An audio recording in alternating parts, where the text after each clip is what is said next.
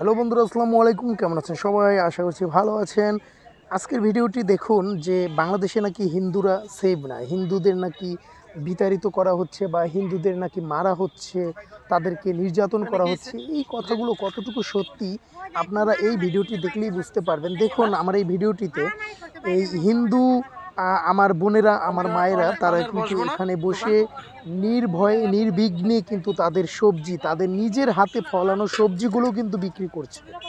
আপনারা ভাবুন যে এই সবজিগুলো কিন্তু তাদের নিজেদের হাতে লাগানো সবজিগুলো কিন্তু যখন বড় হয়েছে তারা কিন্তু প্রতিদিন এখানে এসে বিক্রি করে। আর এই বাজারটিকে মূলত অনেকেই চিনেন, এটা হচ্ছে উত্তরাতে বউবাজার বলে থাকে।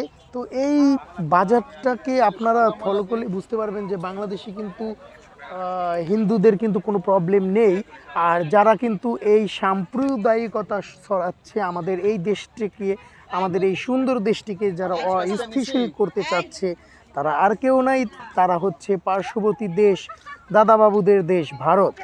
তো আমি সকলকে বলবো আমাদের এই দেশটাতে আমরা সবাই বসবাস করি নির্বিঘ্নে। আমাদের দেশে যেমন মুসলমান আছে, হিন্দু আছে, বৌদ্ধ আছে, খ্রিস্টান আছে, আমরা সবাই একে অপরের ভাই বোন, আত্মীয় স্বজন, আমরা সবাই এই দেশটি আমাদের সকলের।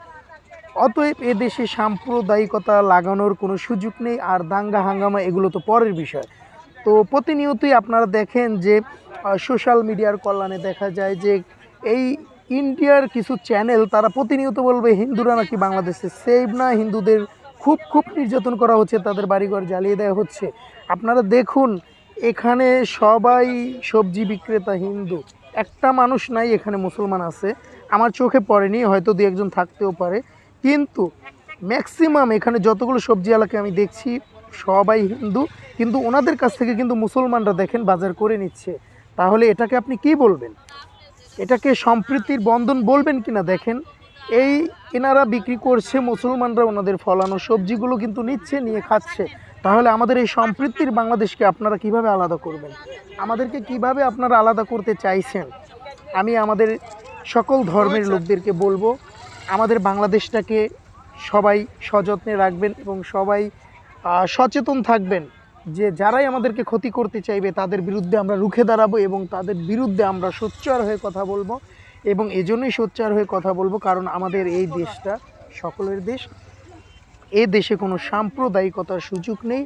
এই দেশে আমরা সকলেই বসবাস করব এবং মিলেমিশে থাকব। তো বন্ধুরা, ভিডিওটি দেখে এবং আমার কথাগুলো শুনে যদি তোমাদের রাইট মনে হয় তাহলে অবশ্যই কমেন্ট করে জানাবে। আর বেশি বেশি অবশ্যই শেয়ার করে অন্যদেরকে দেখার সুযোগ করে দেবে, কারণ সকলের দেখার দরকার আছে যে আসলে কি ঘটছে আর অন্যরা কি প্রচার করছে। আমাদের দেশটি সুন্দর, সুফলা দেশ, এ দেশটিকে নস্যাৎ করার জন্য একটা শ্রেণী উঠে পড়ে লেগেছে। তাদের বিরুদ্ধে আপনারা সকলেই সোচ্চার হবেন। সবাই ভালো থাকবেন, সুস্থ থাকবেন। খোদা হাফেজ।